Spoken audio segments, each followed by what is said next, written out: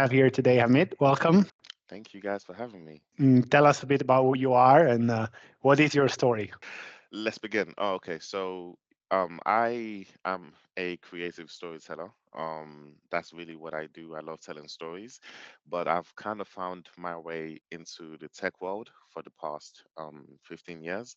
So, that has led me to now work on a startup that is a combination of storytelling and tech. And yeah, I guess I can tell my story of how I got there. Okay, so basically, I was born in the UK. I went back home to Nigeria as a baby. Grew up there until about the age of 8, at which point I came back to the UK and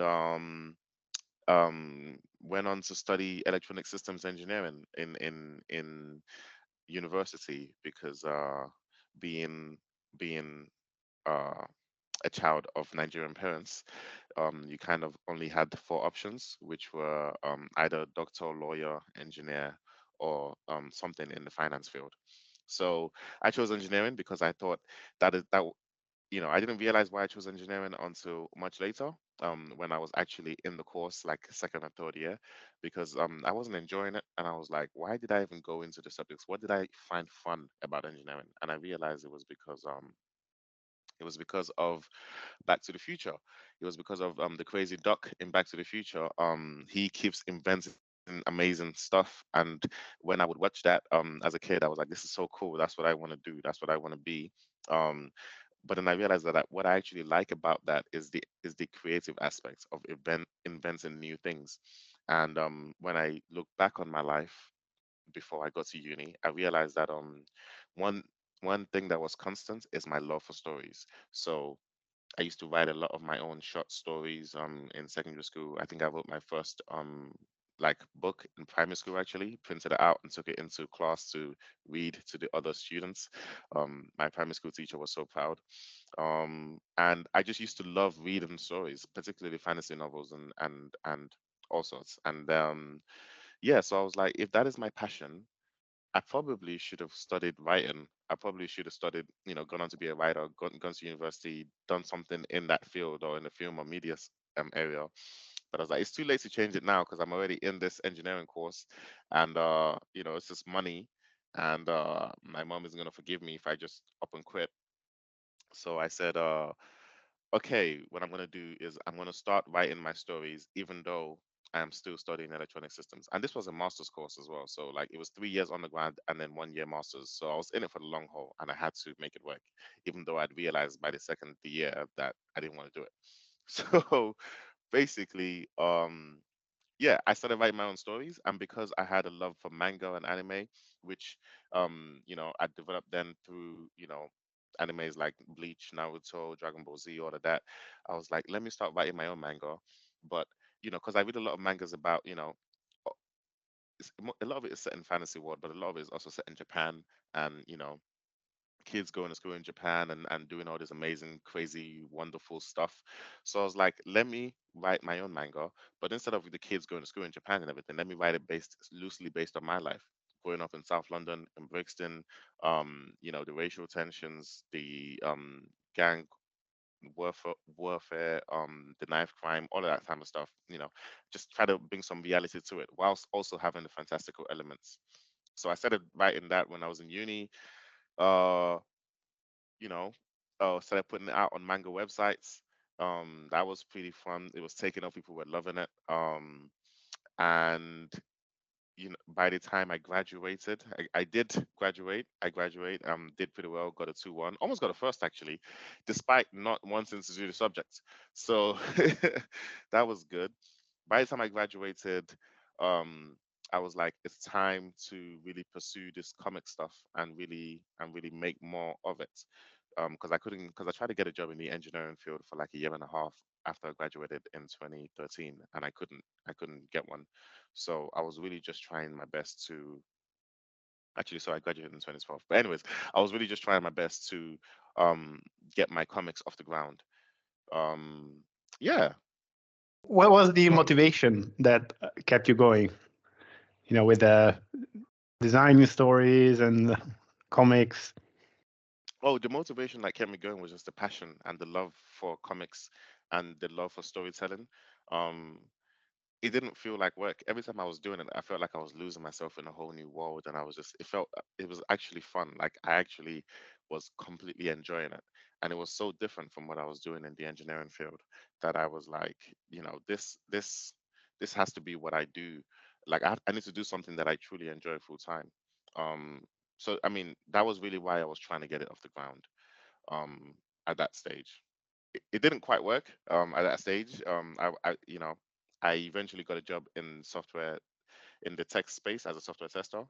And then I would go on to spend years moving from a software tester to a technical analyst to a business analyst and working in the tech space. But all the while, I kept working on my storytelling. I kept doing the comics. I kept doing the manga. And I eventually was able to start an animation company in 2019. In that specific moment of your life, when you were able to, make that transition, what are the things that help you there? Because you went from, pursuing a career path that you didn't really want 100%, to then started doing full time what you always dreamed about doing. Yeah. Oh, So okay. how that worked out? Okay, so I didn't really do it full time. I didn't do my animation full time back in 2019. And also, if I'm gonna, if I'm being honest, I'm actually grateful that I spent so many years in the tech field because, like I said, the startup that I'm working on now is a combination of tech and storytelling. So it was actually a blessing in disguise, even though I was like, oh, I'd rather just be telling stories full time. What I was doing with my animation company was we were creating animations and animated campaigns for big corporate companies like pharmaceutical companies and advertising agencies. But I was doing that whilst I was still doing my full-time job in tech. And I wasn't doing it alone. I had colleagues and partners that I was working with on that. And it was great. It was really great. And every time we'd get a project in, I would be so excited, and I'd be like, "Oh man, I can't wait to be doing this full time! Like this is gonna be so cool if this is all I'm doing." Um, you know, but we didn't get in projects regularly enough for me to completely quit and just focus on it full time. But we did get more and more projects in. So we worked with the likes of Pfizer and GSK and Havas Just and WPP. So and the Hamburg Museum in Germany. So some pretty big organizations and United Nations Refugee Agency. So we were doing good. It just wasn't consistent enough for me to go full time. Um, but I was always planning to go full time. But then another passion of mine cropped in, and that became something else that I tried that I started following. This is the problem with being a creative. You're always getting new ideas. I mean, that's I can relate to that. When I get into the creative mode, I tend to lose focus on what I was doing before. I get focused on something else. Yeah. Uh, So basically, the passion that I actually came up whilst when I was working in tech and also working at my animation company was African history. Mhm. I really did a lot of research and reading into African history, learned a lot about the way the world works, and how things work in geopolitics and the effects of colonialism on the continents. And it really annoyed me and angered me, and I wanted to do something about it. So I figured the best thing to do is to make this information um, available to the masses, but in a fun and entertaining way. So I started doing that created a YouTube channel about African history called Runu Spirits, and basically started doing short, entertaining videos using animation and funny commentary about African history, and that was taken off. That really grew on YouTube. It grew on social media. It grew on Instagram. We had like 20,000 subscribers on YouTube and 30,000 followers on on IG. And the idea behind it was just to try to democratize information, like I said, and just make it popular to the masses. But people wanted me to do more. Um, the fan base, they were like, "Can you do talk about?" Because I'm originally from Nigeria, right? So I spoke mostly about West Africa and Nigerian history, and they was like, "Can you talk about this part of the world and this part of the world?" And I was like, I can't. This is just a side hustle. It's not something that I can do full time. So, but I mean, I can try. So what I started doing was, I realized that this was like my mission, like my purpose, in terms of it had everything I loved about the animation company, but it also had the purpose of the African history in terms of giving back to the community, and I felt like I was doing something with purpose. So yeah, I was like, let me up and quit my job and just focus full time on trying to create an edutainment streaming platform about African history. And that is what I did in 2022. I I went full time to try to scale the startup and really just take it to the next level. Um, yeah. And and when you made that switch, right? You were working and you decided to, as you said, quit and focus on your project. Mm. How hard or easy was that decision, and what made you take that leap of faith? Okay, so there's a couple of things. I'd already been through some personal drama in my life Okay. at that time. Um, and I'd been through a very stressful period that basically felt like um, you know, the world was gonna end on me, or like I was gonna hit rock bottom. And then I survived it, and it was cool, and I felt good. And I was like, it's not that, life is not that serious. It's not that deep. Um, I'm in a place right now where I don't have any responsibilities, any dependence. Um, and I'm not afraid to be broke, you know. I'm not afraid to go back to not having much. So I would rather not have much than live a life where I felt regrets for not pursuing and doing what I really wanted to do. Um, so that was really the motivation. I was like, it's better to do it now whilst I'm still a little bit young than to, because I'm not going to get any younger. So let me just take that risk now. And if it fails, then at least I know I tried my hardest. And that's what really allowed me to make that jump. But then at the same time, I also made sure that I had some sort of what's the word, parachute or landing, just some sort of A savings I cushion. can, a cushion that I could fall back on just in case things go, crazy. And I wasn't afraid of like if it did fail, I gave myself a time limit. I gave myself a year, and I was like, if it does fail, then I can just go back into the corporate world, you know. Like I got a job before I can do it again. So I just wasn't afraid of losing what I had, basically. Hmm. And how important do you think it is to also set, like you said, a time limit to Um, say, within a year, if it doesn't work, move on? Yeah, I think it is pretty important in the sense that it really motivates you and um keeps you going, because in that year, if you have no one to motivate you except yourself, and you don't set yourself a time limit, you can easily just like kind of like, spiral, or just be like, oh, just be lazy about it. But if you do have a time limit and you're like, I have a year to get this done, as that year is getting closer and you realize you haven't made as much progress as you want to, you start putting pressure on yourself. I mean, that's the way I work. I work better when I put pressure on myself. Having said that though, um, the year finished and I didn't, like towards the end of the year was when I discovered this new startup, which is Jali, basically a inclusivity training platform for large organization, like a Hmm. digital one.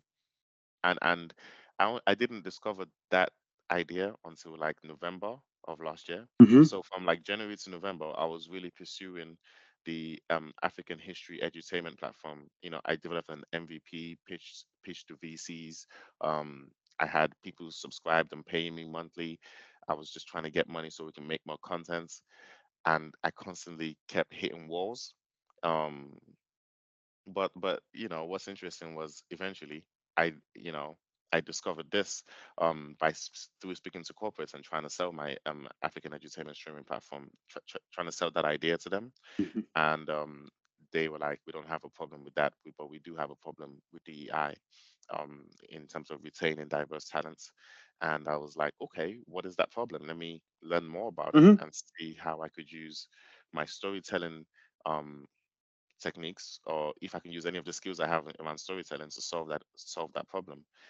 And I wasn't sure if I could, but after listening to their problem, I realized that the skill set that I have actually, there is a perfect niche, a perfect area for the skill set that I have to fit in. Um, so yeah, that was pretty cool. And we created Jali, which was basically a storytelling. It's basically authentic stories mixed with data science and tech. So yeah. Can you tell us a bit more about that, like data science and tech and storytelling? Because it's very Yeah. often, very often you see, you hear artificial intelligence, and you don't necessarily associate it with, Stories. storytelling and so on. So Yeah. what's this mix about? Well, to be fair, you say that, but now that Chat GPT is out, when people think of AI, most people think of scripts, because you can tell it to write a script Yeah, for you, and, yeah, and it yeah. just writes a script and writes a story. But yeah, okay. But what Jali is about? So Jali, JALLI, is Mhm. basically, like I said, it's an inclusivity training solution for large organizations, and how it works is that we are telling real lived experiences of people that may have been excluded in the workplace, so like an authentic story. So picture like a short film, a short 5-minute film of a scenario in the workplace. Maybe someone's being interviewed. Um, and at key moments in that film, it basically freezes and presents you, the viewer, with decisions. And the decisions you make changes the outcome of the story. So it is basically an interactive film. And the great thing about that is that what we're trying to do is get the leaders and managers within these large organizations to practice making considered decisions. We want them to think about what it is that they're deciding. We want them to slow down their thinking and really just think, okay, let me pause and what is the right choice here? And we feel like if we can get them doing that constantly, then in the real world, they will start doing that when dealing with real people, and that will lead to more inclusion within the workplace and ultimately retaining top and diverse talent. And is there a story that your clients have paused on the most and that made them reflect the most out of the one that you you, you built together for them? Um, y- to be fair, we're just doing a private beta right now, Right, so right, right. we don't have that many stories that we've put out. We have about four, but yes, there is one that which is like the proof of concept one that I was demoing to a lot of organizations. They really Hmm. loved it. It was a story about recruitment. And a young lady was being interviewed for a Hmm. role, and the interview was going pretty well, and there was just a question about her traveling, and and she was like, oh, she just didn't do it because of this and that.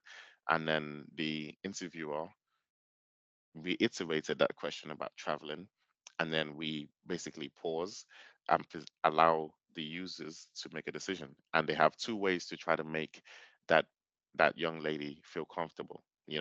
They can either try to share an experience about traveling to make her feel comfortable, or they can just try to move on from that side of the conversation. And yeah, so people really like that because it's quite nuanced. Because both options, the objective of both options is to make someone feel comfortable. Um, so, but there are different ways to do that, and depending on what you choose, the outcome changes. And like I said, the main thing is we're not trying to say there is a right or wrong answer.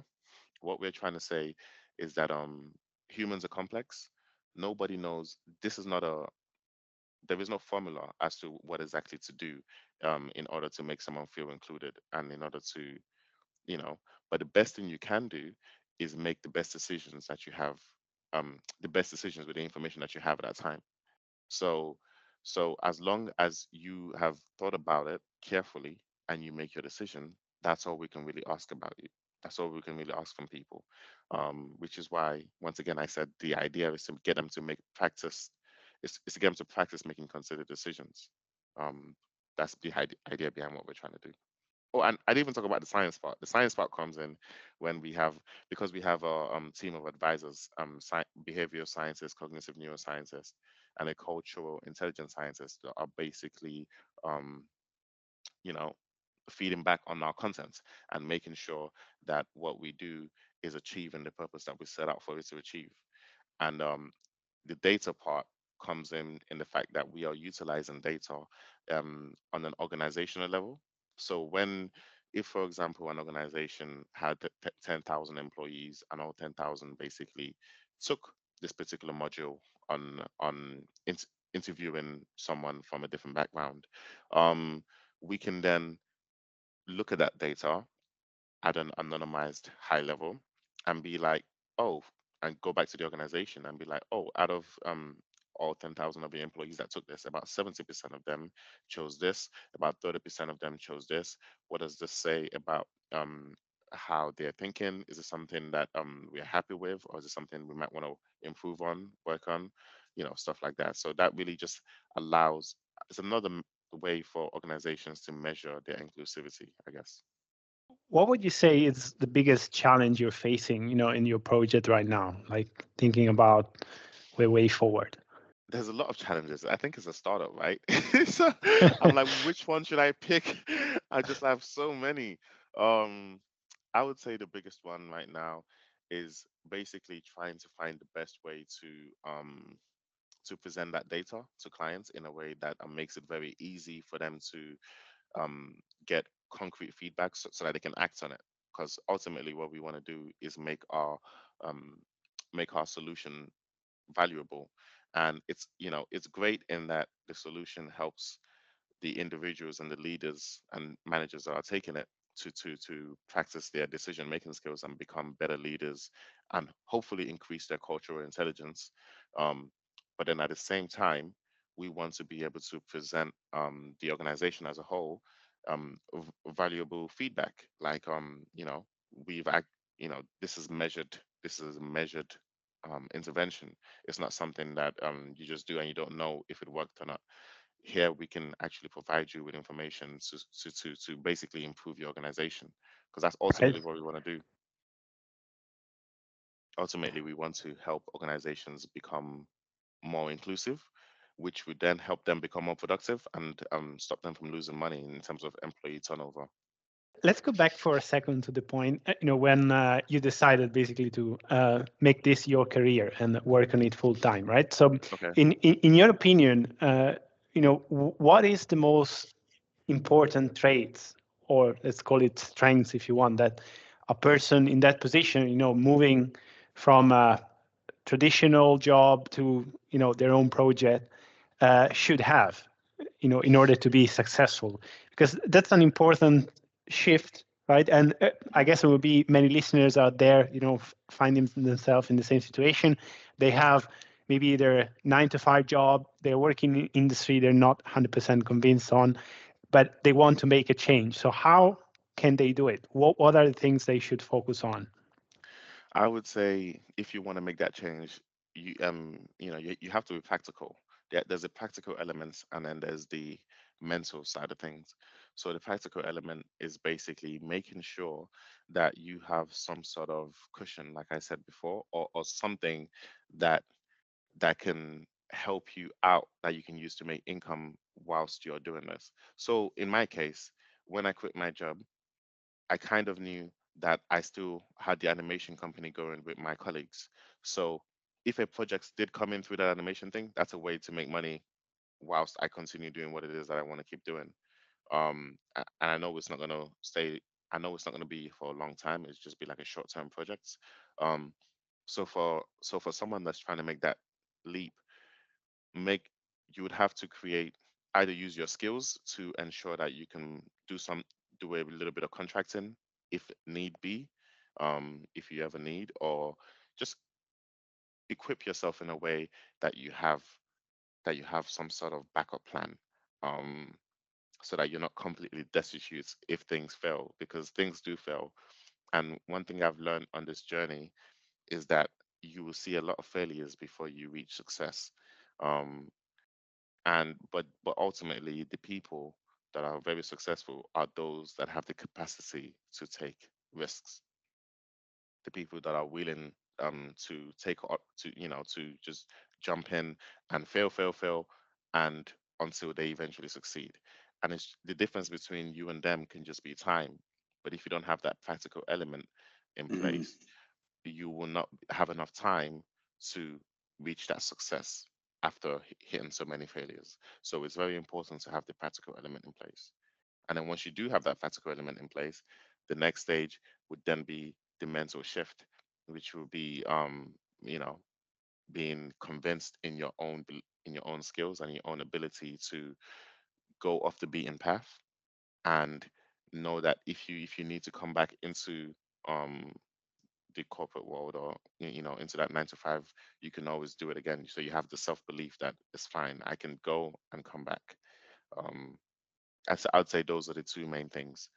And it's different for everybody because some people have kids, some people have dependents. Hmm. Hmm. So being able to have that practical side for them might require a whole lot more than it required for me, who I was just single. I didn't have many people relying on me, so I could just do that. And you mentioned, right, uh, multiple challenges. You mentioned about the risk.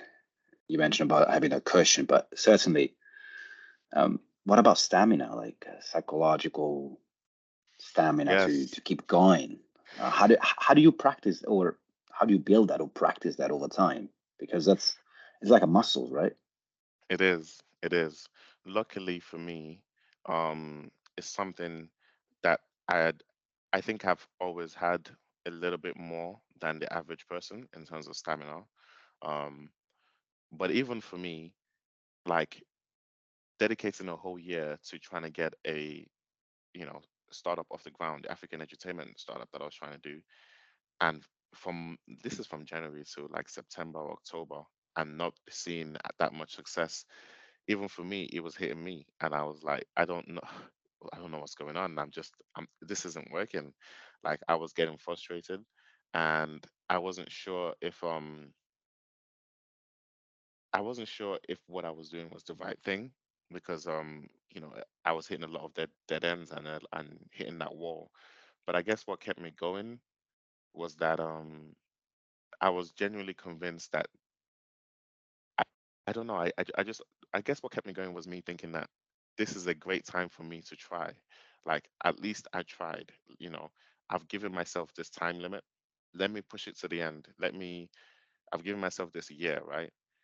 If it looks like it's not working right now, but just let me keep pushing. Let me push it to the end so I know that I've given it my all. And then once I can say I've given it my all, I have no regrets. So I guess that's another reason why that time limit was very helpful because Hmm. when you do hit that point that you're like, I can't go on anymore, or I'm constantly failing, or it's not working, you can be like, hey, there's still time though. I give myself this time. There's still time. Keep going. Just make it to that end of time. And even if you fail, even if nothing changes between now and then, at least you tried your best and you really, you know, tried multiple different things. So And I've one thing I've been thinking about a lot lately is this idea of incremental progress, incremental steps. Um, you're working on a project. You got a lot of challenges, but as long as you get that 1% better every day, then um, that takes you far. And at least this is what I've been pondering over, and also how I try to move my own product on a day-to-day basis. Did you find that useful for you? Did you have that thinking saying, as long as I get better every day, as long as I get one thing done more than I did yesterday, then I keep on going. yeah, yeah, definitely. I completely agree with that. Because I've done that in I think I've done that in two ways. So whilst I had my full-time job in the tech sector and I Hmm. was working on my animation company, um, like I said, we didn't have um clients regularly enough for me to quit my job. but I just thought to myself, as long as we keep doing, we get that another project and another project and another, we just keep doing these projects, we are slowly getting better. And as we are getting better, the quality of our clients is also going up. So we didn't begin with just Pfizer. You know, we had to work our way up to getting a client that was that big, um, and that was just from doing that little bit one at a time whilst I was still working. I knew what the goal was, but I just had to keep taking it one step at a time. And it's the same now that I'm trying to do this full time. Um, and I'm working on Jali full time, that startup. There's a lot to be done. And if you ask any entrepreneur, you can never be done. You can never just be like, I've finished work. Because even if you've finished something you set out to do, there's other things that you could be doing. In running a business is very time consuming. So a great way for me to feel good about myself on a daily basis is just to think, oh, how much work did I get done today? Did I actually do something productive? And even if I've wasted the whole day just watching Netflix, I'll be like, okay, let me at least send just one email. Let me just do that one thing to know that the day wasn't a complete waste. And that when I do that, that usually helps me keep going, because even if I don't get much done that day, the fact that I did that the next day, you know, I'm able to build on that and just keep going. So yeah, I agree. I agree with what you said. One thing I picked up on is, you just said like you step one step at a time. You went from Pfizer to more customers, but how did you feel getting the first customer? Like what feeling did you get going through your veins? You pushing, and then that one customer signs up. Just walk us through that. Yeah, that is always an amazing feeling. I felt that on two occasions now, that first customer situation. That was an amazing feeling. The first time was with the animation company. Hmm. Um, they actually found us because of a review that was done about one of our comics. Um, and they reached out to us and said it was through an advertising agency, our first client, and said, would we be interested in working on an animation about a particular topic? And we at that time we'd done a little bit of animation, but we hadn't done too much. Um, that was mainly because animation is expensive, right? But you know, we had the team around us to do it. It was very time consuming and expensive. So them giving us that opportunity, I was like, whoa, this is amazing. I've always wanted to do this, and now I'm going to be paid to do it. So it was incredible. I really felt like I was taking that next step in life. And like, oh, all this time I've been creating my own stuff and making my own stuff, and finally someone's taking notice.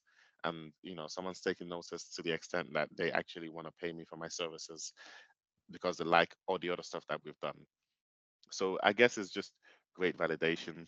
Um, you really think that you're making progress in life, because I see life usually as an adventure, and like I'm a pirate on a ship sailing the sea of life. And on any adventure you're going to have ups and downs.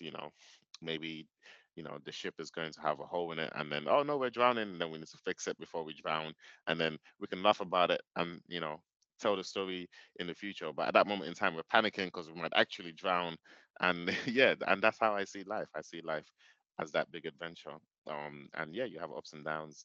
And yeah, that was just that moment was just me feeling like, yo, this is cool. We've literally just crossed into a whole new world. Like, oh, we're gonna see new things now. This is amazing.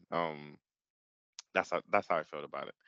And I think the second time that it happened was recently with Jali, when I launched a private beta and we had large organizations taking part in our private beta. Once again, it was like, wow, this is cool. People believe in, this is like, I thought it was great, but to have other people buy into it that much that they're actually a part um of the actual private beta that we're doing, it's like this is extra validation that what we're doing is right, and it just gives you that energy to keep going, I guess. We hear a lot about not being afraid of failure and also working constantly to improve yourself. So they say, persistence is what makes excellence, right? But we don't hear quite a lot about this idea of having your own cushion, right? On the contrary, like people say, you need to be getting out of your comfort zone. It seems like you need to be almost in a position of distress, in order to be able to improve. What do you think about that? Because many people maybe don't want to be in that position, don't want to be in a stressful position in order to change, in order to do something different or something they love. Maybe they want to start from a position of comfort. Maybe they want to start from a position where they have that cushion, as you said, right? Yeah. So what's your thought on that? What I think about that, I think there's a nice balance. I think life is about balance. I think that you do need a certain level of uncomfortability and distress to grow. Um, I also think that we need to be practical, and we need to know that failures do happen. So if you just put yourself fully in the extreme of distress and uncomfortability, and you fail, you're not giving yourself another chance. So balance is quite important, because you need to be able to give yourself second chances in order to eventually reach that success. Because like I said, the road to success is filled with failure. um so you need to fail multiple times before you reach it. And what you've said in terms of putting yourself in distress, and some people don't want to do it, but some people, but when you do it, sometimes you see incredible results. It's the same as learning. It's the same as learning anything. um so you can either learn something in like a comfortable way, which is you're pushing yourself, putting yourself in uncomfortable situations, but everything isn't uncomfortable. So for example, I don't know, you're at a party and maybe you're an introvert, and you need to make connections, and you're going out there and you're talking to people, forcing yourself to talk to those people and make those connections. But you're doing that because the rest of your life is still stable. Things, you still have family that love you, you still have a home, you still have an income, you know. So when you have certain foundations, you can put yourself in these uncomfortable, distressed situations and still be good about it. And that's the best way to learn, because you're making yourself uncomfortable, um and you're suffering a little bit, but not to the point where your whole world is shattering around you. um that's how that's a cool way to learn. That's when you're doing that in a job as well. That's when you feel like you're in the right job, because the job is constantly pushing you and making you a little bit uncomfortable, but not too much, um so that you feel like you're constantly learning. Whereas the other side, if you put yourself in complete distress, you become a whole lot more desperate. um and you can still, at the same time, that motivation really does is quite big. It pushes you, and you can be successful, and you can be very successful because you're being pushed to, and you have that more of a drive, and you're being pushed more than the person that still has their cushion. They still have their family, they still have their um backup, their loved ones, their society around them. You don't have any of that. You're just putting yourself out there. You can hit more than them, but at the same time, for each person that hits, I'm sure there's for each person that reaches that success, I'm sure there's like 9 people that are fail. And then if you do fail at that stage, it hurts a lot more. It's just like learning. If you can either learn hard, or you can learn um in increments, the not so painful way. Both ways you're learning. Is just the repercussions of failure is harder in both. you know We know as human beings that failure is just part of the game. Like I hmm think we know that from a very early age. Like you hmm start walking, you just trip and fall off your face, you hmm go back up, and then you fall again, right? But yeah. why is it that you think now, as we mature away from being, say, young kids, that we are so scared of failures? What is it? That is a good question. Why is it that we're scared of failure? Or what have you seen like with what peers of yours that maybe they want to start their project, or they have an idea, or they have a side activity that they want to do, but I think they are I think scared to start and fail. Why? Yeah, okay. So I think a great in to answer the first question as to in general, why do I Hmm. think I personally think people might be afraid of failure is because failure is painful.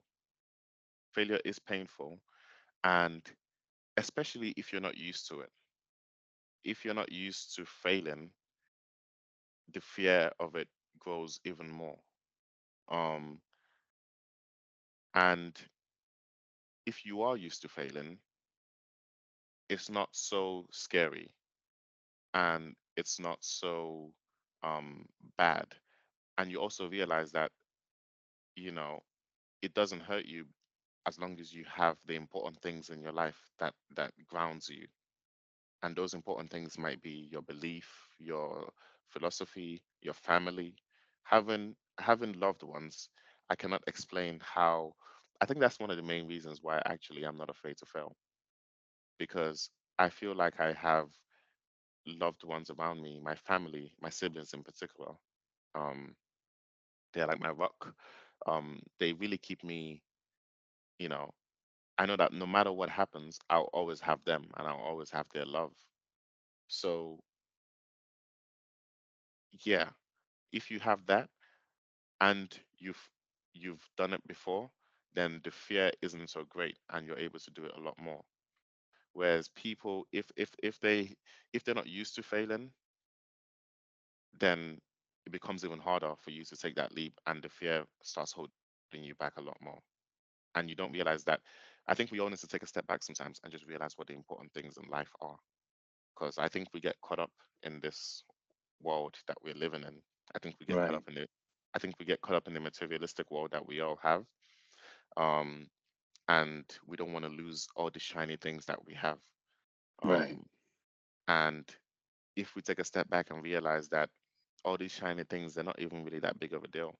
Because if, there was a zombie apocalypse like The Last of Us, or if there was an asteroid hitting, no one cares about your shiny things.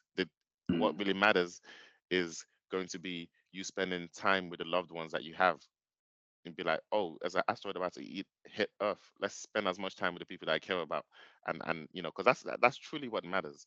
And it's hard for us to realize that when we're caught up in the world that we're living. And I think that's the main reason why people might be scared of failure. And i'm not I'm not a saint, or I'm not immune to that, because I was the Of same course. way. If it wasn't for the huge stressful period that I went through, where I felt like I was going to lose everything, and I actually lost a lot, I probably, which is why I said immediately after that, I realized what failure is not a big thing, because all the shiny things that I was holding on to, I was losing them, and I was like, oh, I'm still good, and my family's still here. So you know what? Let me just keep doing this. Let me just take this risk, because you know I'm not afraid anymore. Can you tell us a bit more about that event that happened, like when you lost everything? Yeah, it was really just. I don't know how personal I should get. uh, As person as as you can be comfortable with. um, yeah, it was really just going through a divorce, really. That Right. was that was the situation, going through a divorce, losing my job at the same time that I was going through that divorce. Um, so, and yeah, that's just a tough time uh Right. for anyone, especially if it's not smooth sailing. If it, the minute it starts getting choppy, then it becomes, oh, you have a potential to lose a lot, and it stresses you out for a long time. And the thing about me was that I didn't come from a lot, Hmm. um, and I'd worked my way through working in tech. I'd worked my way up to get, to be able to afford a few things and get a few things, and have this things that I didn't realize that. Yeah, I just felt like I'd at least stepped up on the ladder of life a little bit. Like maybe I'm going up in status in class or whatever, and then that happened, and I was like, oh no, I'm gonna lose everything I ever worked for. I'm going back to rock bottom. Oh, it's like I felt like it was shaking my foundations of who I am. But when it started taking place, I realized that it wasn't shaking the foundations of who I am, because the foundations of who I am isn't based on the things that I have. It's based on the people that love me and the people that I love.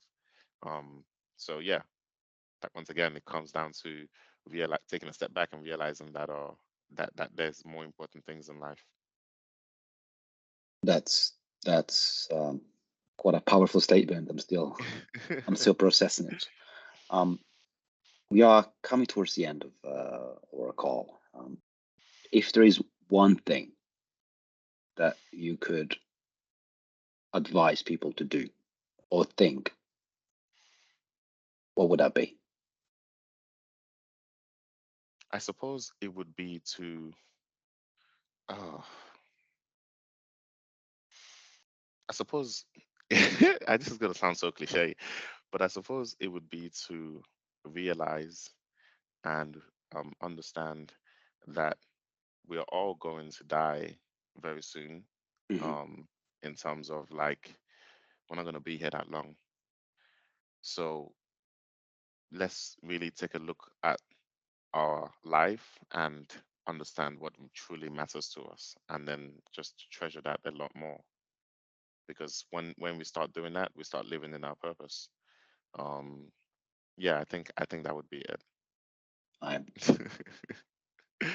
got more. I got Cool. more content to process. I could ask another 1,000 questions, but I will probably run this into the next couple of hours. Ricardo, you wanna say the final words to close this amazing call?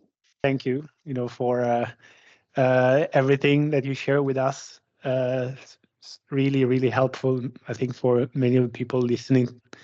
So thank you very much, Hameed, for being here with us today. Thank you guys for having me. Thank you, Eugenio. Thank you, Ricardo. Thank you. I appreciate it. Thank you. Thank you very much.